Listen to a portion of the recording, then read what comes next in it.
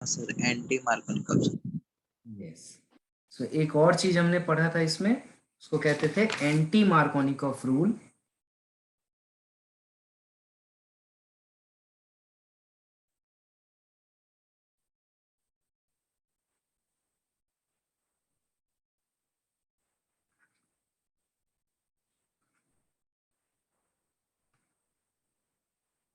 या फिर पर ऑक्साइड इफेक्ट। ये एंटी मार्कोनिकॉफ रूल और पर ऑक्साइड इफेक्ट क्या होता था, अगर हम सेम रिएक्शन ले जो अभी लिया था हमने, CH3CH डबल बॉन्ड CH2, और इंस्टेड ऑफ HCl अगर हम HBr ले और साथ में कोई ऑर्गेनिक या इनऑर्गेनिक परऑक्साइड ले ले, हाइड्रोजन परऑक्साइड ले सकते हो या कोई भी ऑर्गेनिक परऑक्साइड ले सकते हो। So this is a hydrogen peroxide.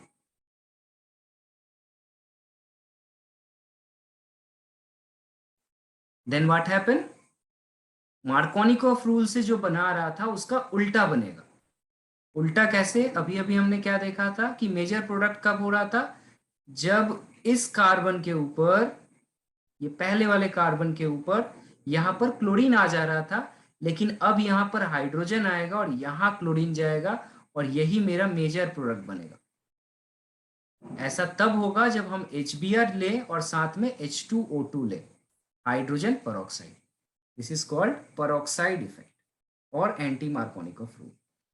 इसका इंपॉर्टेंस क्या होता है, इंपॉर्टेंस इसका एग्जाम पॉइंट ऑफ व्यू से मैं बता रहा हूं, नॉट अबाउट केमिस्ट्री। कन्वर्शंस में बहुत पूछा जाएगा, कन्वर्शंस एंड रोड मैप्स में बहुत सारे क्वेश्चंस में मार्कोनिकॉफ रूल कहाँ आपको लगाना है, कहाँ एंटी मार्कोनिकॉफ रूल लगा के आंसर निकालना है, ये दिमाग में रखना पड़ेगा। ठीक है, नेक्स्ट हम लोग का प्रिपरेशन है, किससे किससे हो गया, कितना नंबर तक हो गया, 3 हो गया। एल्केन से एल्कीन से बना दिए।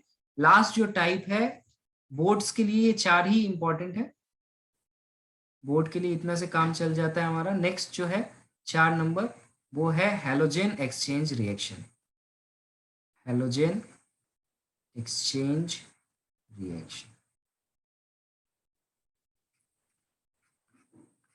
ये काफी इंपॉर्टेंट है क्योंकि इसमें 2 नेम रिएक्शन आते हैं। हेलोजन एक्सचेंज रिएक्शन में जनरली ना आयोडाइड हम लोग इस मेथड से बनाते हैं। तो इसमें एक चीज चाहो तो नोट कर लो जरा, इसमें नोट कर लेना कि एल्काइल आयोडाइड जो है ना, एल्काइल आयोडाइड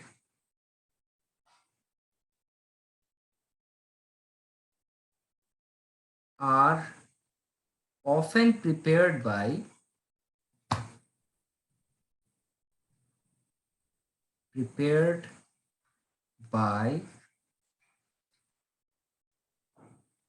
this method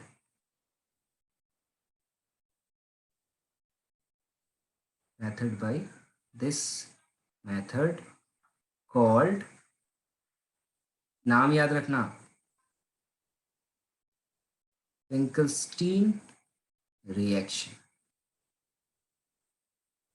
ये नेम रिएक्शन है इसीलिए इंपॉर्टेंट है, मैं बार बार कहता हूं, अगर कोई चीज नेम रिएक्शन हो जाए तो वो इंपॉर्टेंट हो जाता है। इस रिएक्शन को फिंकलस्टीन रिएक्शन कहते हैं और ये काफी आसान है याद रखना, बहुत सिंपल है। कोई भी एक एल्काइल का यहाँ पर कुछ भी हो सकता है, जैसे कि X, यहाँ पर X का मतलब या तो Cl होगा या Br होगा। इसका जैसे ही रिएक्शन हम NaI के साथ करेंगे, ठीक है, NaI जैसे ही यहाँ पे रिएक्ट होगा, इसको हम लोग ना बेसिकली एसीटोन मीडियम में करते हैं, इसको हम लोग एसीटोन मीडियम में करते हैं। एसीटोन मीडियम होता है जहाँ ये रिएक्ट करते हैं। तो क्या होगा, हेलोजन जो है Cl या Br I से इंटरचेंज हो जाएगा, मतलब यहाँ पर I हो जाएगा और यहाँ पर NaX हो जाएगा। एक एग्जांपल देखते हैं, CH3Cl है सपोज करो, यहाँ पर NaI है in your acetone medium, then what happen, it becomes CH3I and this become NaCl। ठीक है, ये हमारा था क्लोरोमीथेन और प्रोडक्ट बन गया आयोडोमीथेन। नाउ द बिग क्वेश्चन, ऐसा क्यों हुआ? हेलोजन आयोडीन जो है उनके साथ एक्सचेंज क्यों हो जाता है? Any idea? So this is your homework. Why iodine replace with this in the case of, यहाँ पे ऐसा क्यों होता है ये तुम लोग ढूंढोगे, बुक में नहीं मिल सकता है, अपने दिमाग खर्च करोगे, इंटरनेट सर्च करना, लेकिन ये ढूंढ के लाना कि क्यों आयोडीन जो है उनको रिप्लेस कर दे रहा है क्लोरीन को या ब्रोमीन को। फ्लोरीन को रिप्लेस नहीं कर पाता। ओके, फ्लोरीन को रिप्लेस करने के लिए एक दूसरा रिएक्शन होता है, ये भी एक नेम रिएक्शन है, इंपॉर्टेंट है। इसको हम लोग कहते हैं स्वार्ट्स रिएक्शन, इसी का पार्ट है, इसी हैलोजन एक्सचेंज रिएक्शन का पार्ट। यहां पर क्या होता है, यहां पर हम लोग फ्लोराइड को रिप्लेस करते हैं, मतलब यहां आप यूज कर सकते हो AgF या फिर Hg2F2 या फिर COF2 या फिर SbF3। ये रिएजेंट्स आप यूज करोगे तो क्या होगा, फ्लोरीन रिप्लेस कर देगा। कुछ ऐसा रिएक्शन होगा, फॉर एग्जांपल CH3Br है हमारा और हमने लिया था AgF, then what happen, it replace, bromine की जगह फ्लोरीन आ जाएगा, दिस बिकम Ag। ठीक है, ये दोनों रिएक्शन याद रहेंगे। यहां पर हो क्या रहा है, बस हेलोजन एक्सचेंज हो जा रहा है। बोलो एनी क्वेश्चन? ये रिएजेंट्स है, याद रखना इन्हें।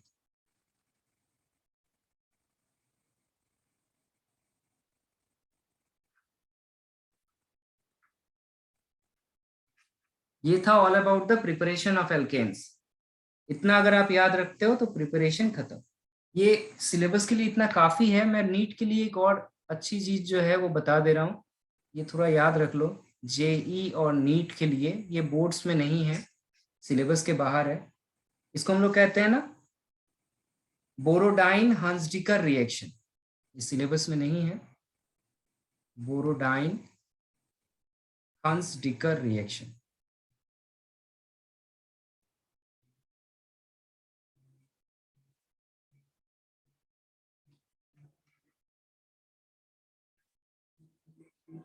बोरोडाइन हंसडिकर रिएक्शन क्या होता है, यहां पर हम लोग सिल्वर एसीटेट यूज करते हैं, silver salt of fatty acid use करते हैं। क्या यूज करते हैं, silver salt of fatty acid. और इसका रिएक्शन हम लोग करते हैं किसके साथ, ब्रोमीन के साथ, इन presence of a non polar medium. Non polar medium का सबसे अच्छा एग्जांपल है CCl4। देन क्या होता है हमारा यहाँ पे, एल्काइल ब्रोमाइड बनता है। ठीक है, ये रिएक्शन का एक एग्जांपल समझ लो कैसा है। फॉर एग्जांपल CH3COOAg, इसको हम लोग क्या कहेंगे बताओ तो, इसका नाम क्या हो जाएगा? ऊपर जो नाम लिखा है यहीं से बोल सकते हो तुम। एनीवन?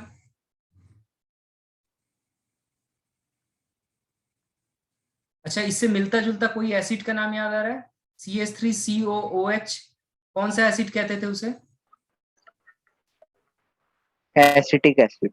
Acetic acid, exactly. तो ये silver salt of acetic acid ही तो है, silver salt of acetic acid है।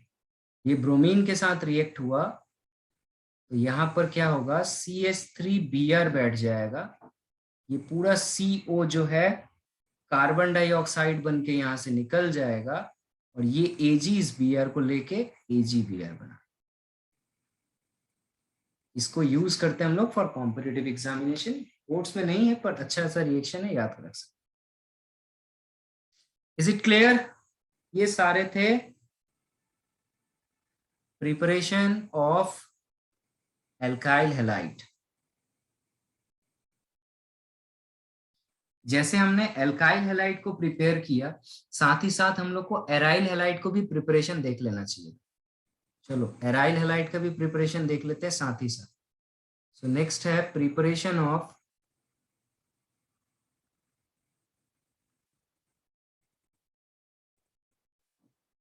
Hello arenes.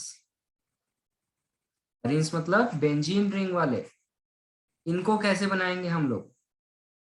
इनको बनाने का सबसे पहला तरीका, जैसे हम लोग अल्कोहल से उधर बना रहे थे ना, इसको भी अल्कोहल से बना सकते हैं, ऐसा कुछ नहीं है नहीं बना पाएंगे। इसको क्या अल्कोहल से बना पाएंगे? क्या लगता है तुम लोगों को, बताओ।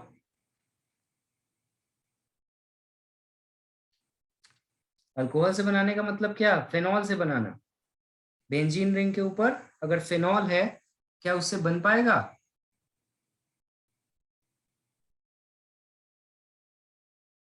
कोई आइडिया ही नहीं है।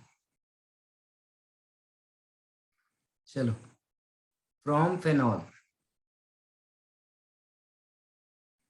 फ्रॉम फेनॉल, जैसे वहां अल्कोहल से बना रहे थे ना हम, तो ऑर्गेनिक एरोमेटिक कंपाउंड का अल्कोहल कौन है? फेनॉल है ना। इसको हम लोग क्या कहते थे? फेनॉल। तो इसमें कौन सा रिएजेंट डाल रहे थे बताओ? रिएजेंट्स क्या डाल रहे थे अल्कोहल्स के लिए? अभी अभी पढ़ाया था मैंने।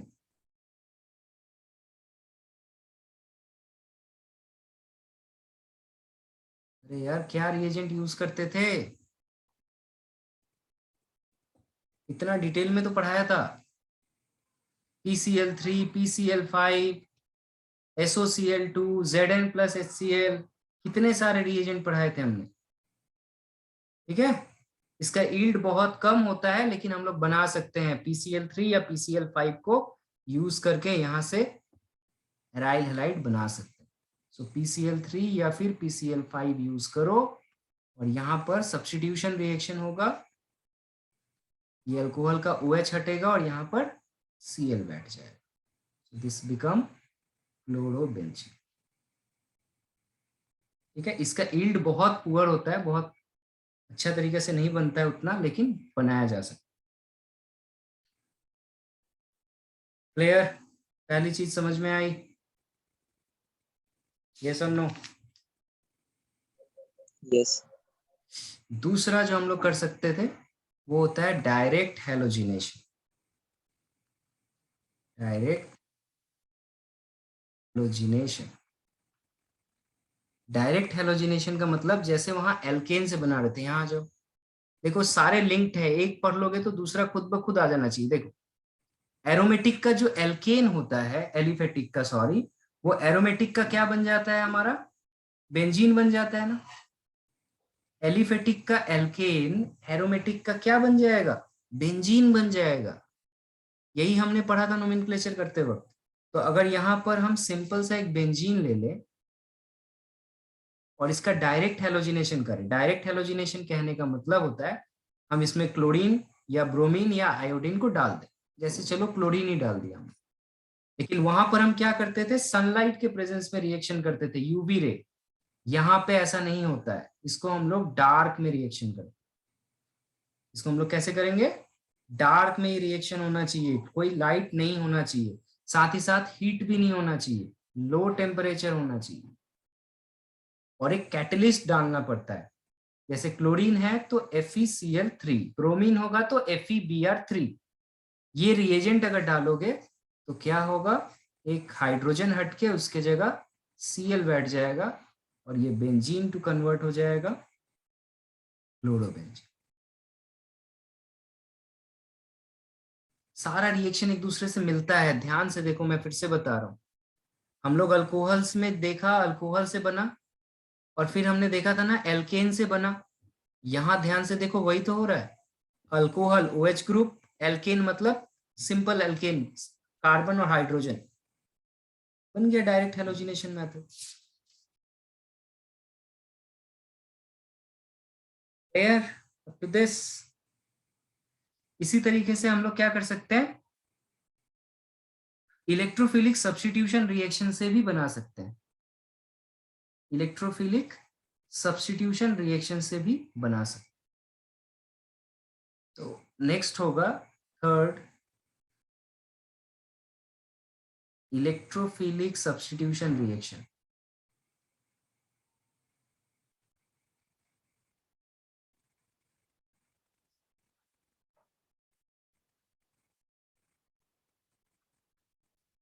इलेक्ट्रोफिलिक सब्स्टिट्यूशन रिएक्शन, ये सारे टर्म्स मैंने पढ़ाए थे क्लास 11 में।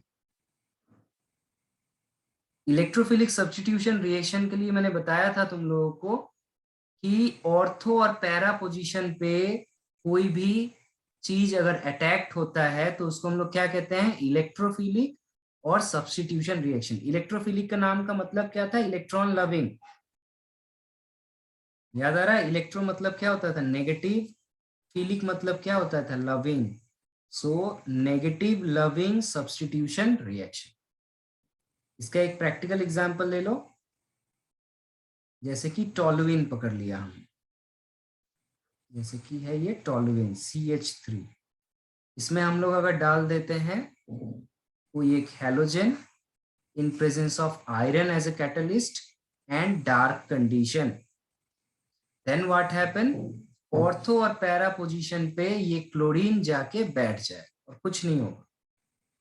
इसका ऑर्थो पोजीशन पे और पैरा पोजीशन पे क्लोरीन जाके बैठ जाए। क्या बना दिया, ये नाम क्या होगा इसका, जरा बताओ एनीवन।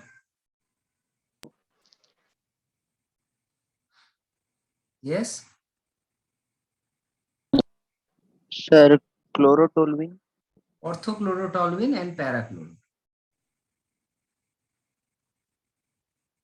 ऑर्थो और पैरा पे सर ऑर्थो के बाद वो मेटा आता है, फिर पैरा आता है। पैरा आता है, लेकिन जब इलेक्ट्रोफिलिक सब्स्टिट्यूशन होता है ना, तो या तो मेटा कंपाउंड बनता है या फिर ऑर्थो पैरा कंपाउंड बनता है। मतलब अगर मेटा बनेगा तो ऑर्थो पैरा नहीं बनेगा, और अगर ऑर्थो पैरा बना तो मेटा नहीं बनेगा। ऑर्थो और पैरा एक साथ बनता है, इसमें एक मेजर होता है एक माइनर होता है, लेकिन दोनों साथ बनते हैं, ये याद रखना। और मेटा अकेले बनता है, जब मेटा बनेगा तो मेटा अकेले बनेगा, तब ऑर्थो और पैरा नहीं बनेगा। ठीक है, ठीक है। ये याद रखना। ये एक हो गया। फिर यहाँ पर दूसरा जो प्रिपरेशन है, ये एक नेम रिएक्शन है, इसीलिए इंपॉर्टेंट हो जाता है। इस नेम रिएक्शन का डिटेल में अभी फिलहाल उतना नहीं बता रहा हूँ। इतने हो गए, 4 नंबर। ये हो जाएगा फ्रॉम BDC, इसको हम लोग कहते हैं फ्रॉम एनिलीन भी बोल सकते हो, या फिर इसको तुम BDC भी कह सकते हो। और from benzene diazonium chloride, benzene diazonium DIA होगा, सॉरी, डायजोनियम क्लोराइड। इसको शॉर्ट में BDC कहा जाता है, और इस रिएक्शन को कहा जाता है Sandmeyer's reaction. This is very popular reaction, और इसीलिए ये इंपॉर्टेंट भी है। इसको हम लोग कहते हैं Sandmeyer reaction.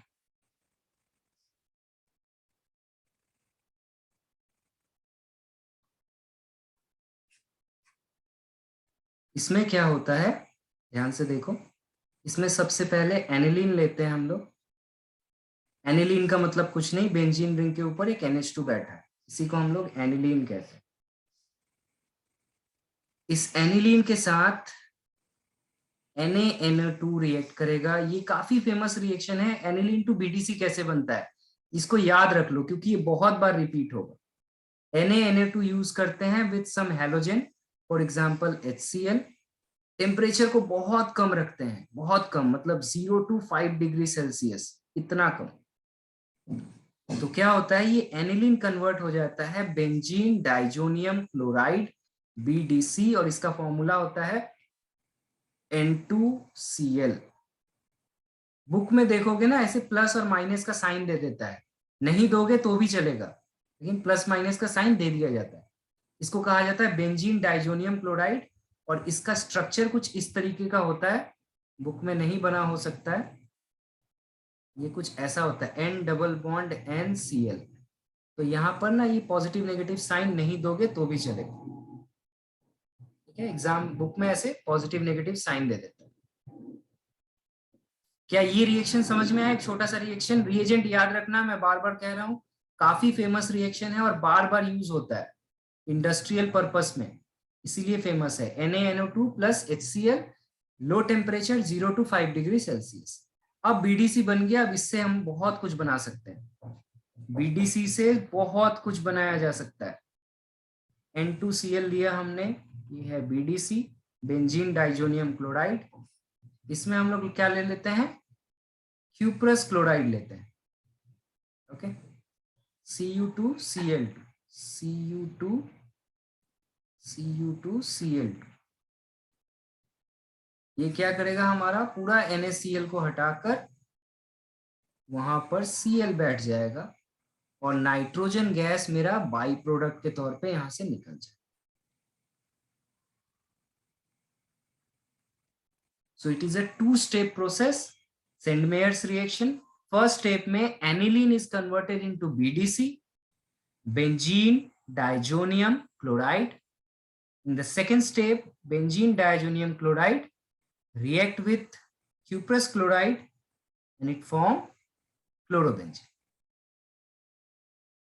Is it clear? Yes, sir.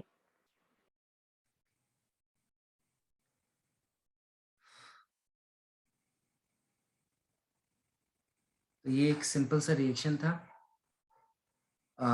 NEET के लिए जब भी तुम लोग तैयारी करोगे ना, नीट और जेई के लिए तैयारी करोगे, तो एक छोटा सा कॉपी बना लेना तुम लोग, ये मैं बता दे रहा हूँ ट्रिक कैसे याद रखते हैं एग्जाम के लिए। जेई और नीट या बोर्ड के लिए भी ऐसे भी याद रख सकते हो। मैं कैसे बनाता था, मैं एक सिंपल सा छोटा सा कॉपी लेता था जिसपे मैं सारे रिएक्शंस को ऐसे शॉर्ट कर लेता था। जैसे कि अभी मैंने पढ़ा बीडीसी, बीडीसी से क्या क्या बन सकता है, इसको ऐसे शॉर्ट कर लेना, एक पेज में सब आ जाए। जैसे मैंने ये बना लिया बीडीसी इंटू Cl, फिर मैं ऐसे एरो दे दूंगा कि अगर मैं इसमें Cu2Cl2 डालता तो क्या होता, ये बना देता, क्या बनाता बताओ, ये बना देता क्लोरोबेंजीन। अगर मैं इसमें Cu2Br2 डालता तो क्या बना देता, ये ब्रोमोबेंजीन। इसके साथ साथ और याद रख सकते हो Ki, और अगर हम लोग हीट कर देते तो यहाँ पर I चला आता। ये सब कॉम्पिटेटिव एग्जाम के लिए ऐसे हम लोग नोट्स बना लेते हैं। और इसमें अगर HbF4 डाल के हम हीट कर देते तो यहाँ पर फ्लोरीन चला। तो देखो एक ही छोटा सा जगह में आपको पूरा रिएक्शन दिखने मिल जाए। क्लियर? कॉम्पिटेटिव एग्जाम के लिए क्या करोगे तुम लोग, जो भी बुक है तुम लोगों के पास स्टैंडर्ड बुक, वहां से सारे रिएक्शंस को लो, ऐसे शॉर्ट शॉर्ट करके एक छोटा सा कॉपी में बना लो। ब्रश करते करते सुबह, या फिर बड़ा सा एक चार्ट में बना लेना, चार्ट में बना के घर पे लगा लो कहीं पे। सुबह जब नींद से उठोगे ब्रश करते करते एक बार देख लेना आंख घुमा के। और तुम लोग को ये मजाक लग रहा होगा, लेकिन ये मजाक नहीं है, सच है। ऐसे ही ऑर्गेनिक पढ़ा जाता है। जो लोग डॉक्टर्स बनते हैं, इंजीनियर्स बनते हैं, वो लोग घर पे ऐसे चार्ट्स लगा लेते हैं पूरा।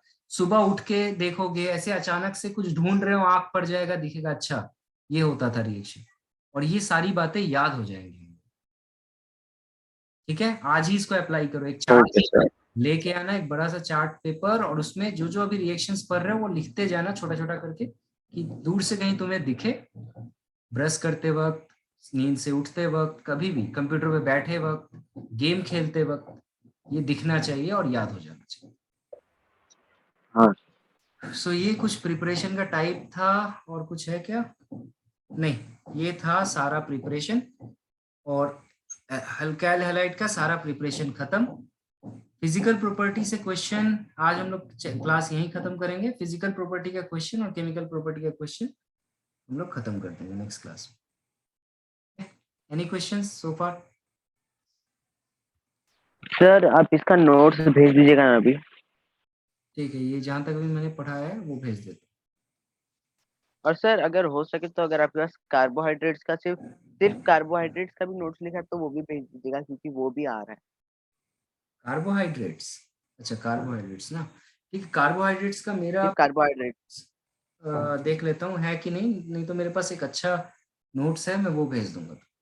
ठीक, okay, thank good night. Sir. हम्म।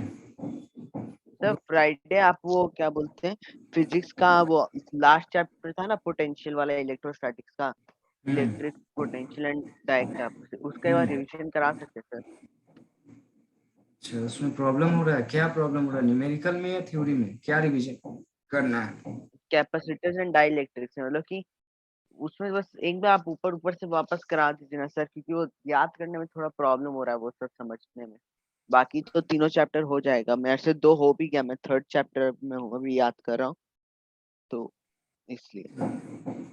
ठीक है, चलो तब रिवीजन करेंगे। अनंत तुम भी पढ़ लो उसको, एक शॉर्ट वाइवा की तरह हो जाएगा।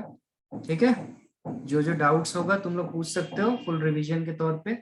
जो जो टॉपिक तुम लोग भी पढ़ लो, जो जो समझ में ना आए कॉन्सेप्ट, वो हम लोग नेक्स्ट क्लास में फुल रिवीजन करेंगे। ठीक है सर, हाँ। Good night.